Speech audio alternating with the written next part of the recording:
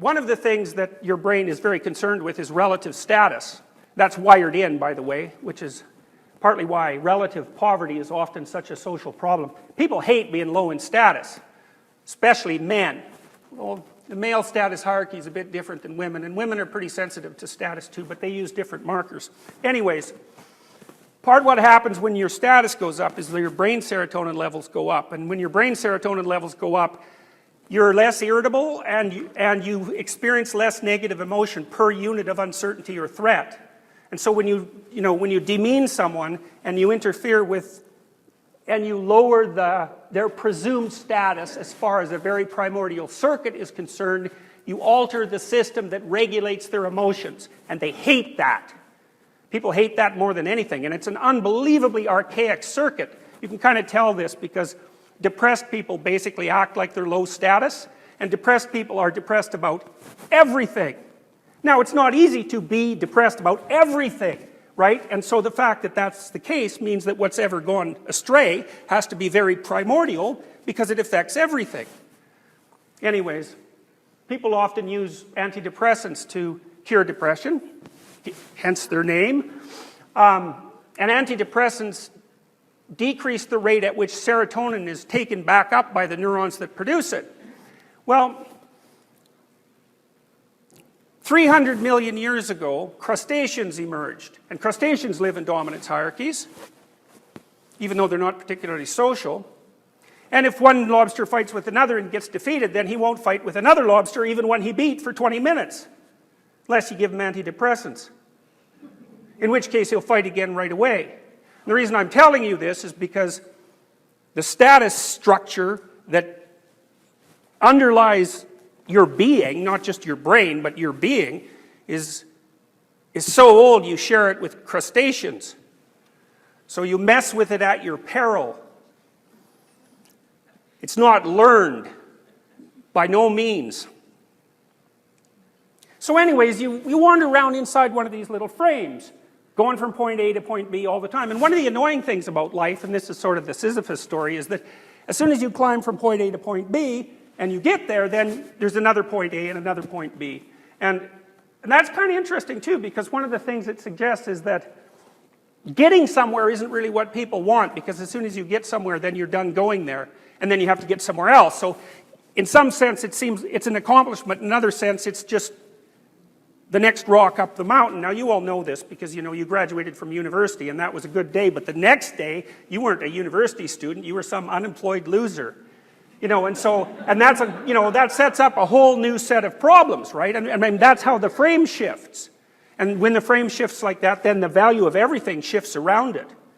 So, it turns out that people are actually more interested in getting from point A to point B than they are in actually being at point B.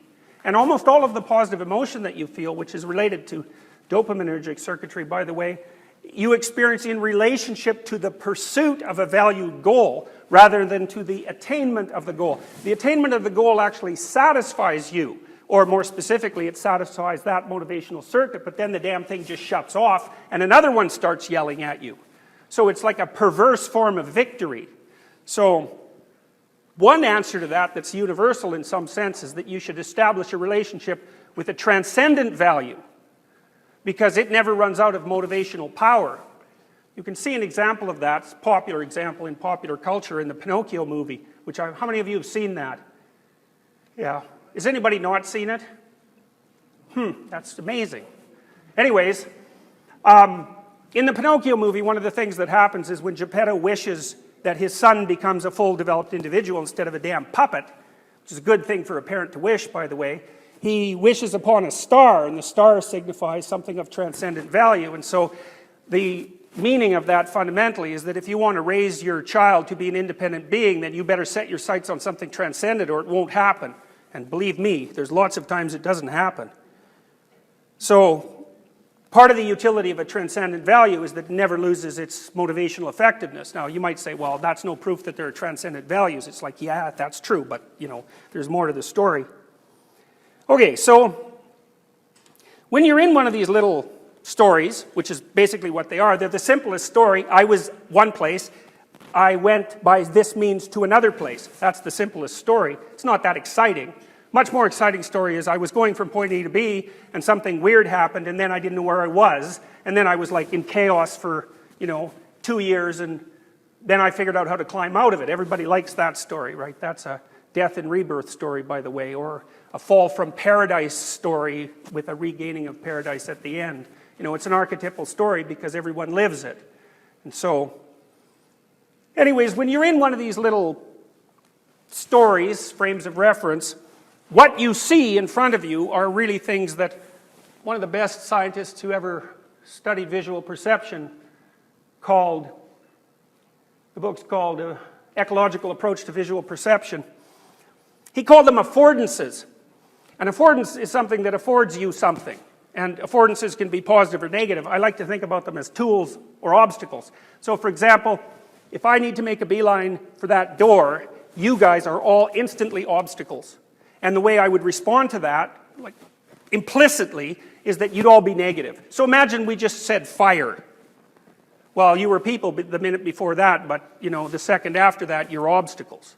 And your emotional reactions to the people that are in front of you are going to reflect that. Now, you all know that because you drive, and once you're encapsulated in your little insectoid shell and don't have to deal with the immediate responses of other people, you're going to treat them like obstacles and like, demonic obstacles at the drop of a hat. And, that's pretty much automatic behavior. So tools are things that get you to where you want to go. And you remember, human beings are tool-using animals par excellence, right? We're so tool-using that that's what we see. It's built right into us. We're always scanning the world for tools. When you look at gravel, for example, what you actually see are throwing-sized rocks. That's why they manifest themselves as that kind of object in the environment. You're built at a certain level of resolution, and the way your nervous system parses up the world is into things that are useful for you and things that aren't. And those are not objects.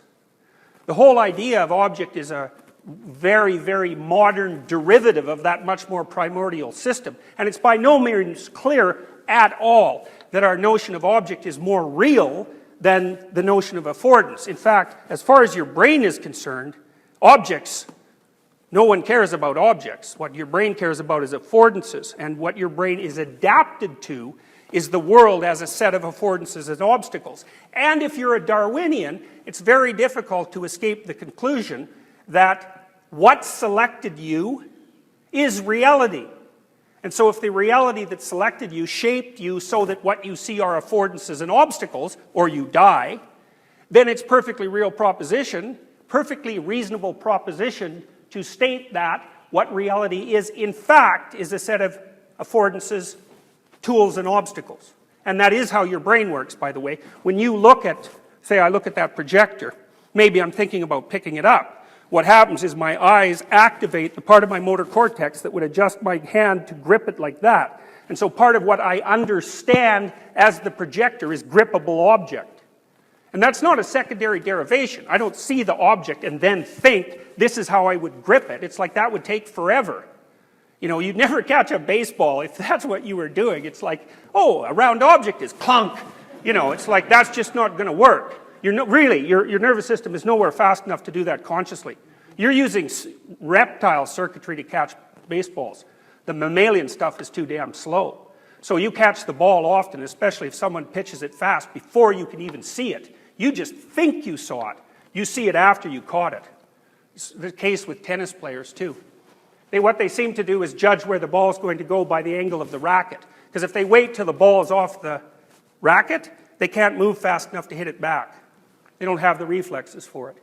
So they can't move the neural messages fast enough to do it.